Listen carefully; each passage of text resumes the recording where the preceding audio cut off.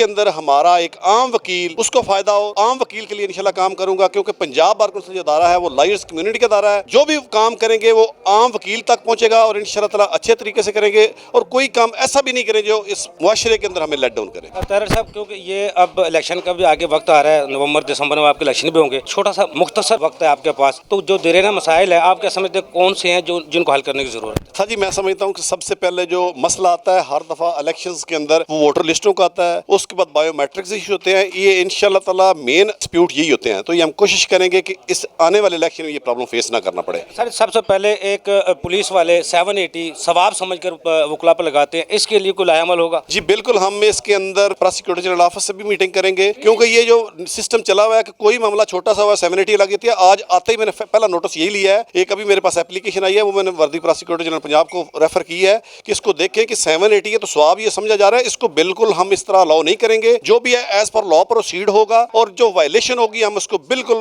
روکیں گے. 780 جس کو ثواب سمجھ کر لگایا جاتا ہے اس کے لیے لایا عمل طے کریں گے, اور وکلا کی فلاح و بہبود کے لیے اور پنجاب بار کونسل کی بہتری کے لیے جو بھی اقدامات اٹھائے جا سکے وہ تمام بنیادی ترجیحی بنیادوں پر اٹھائے جائیں گے. جی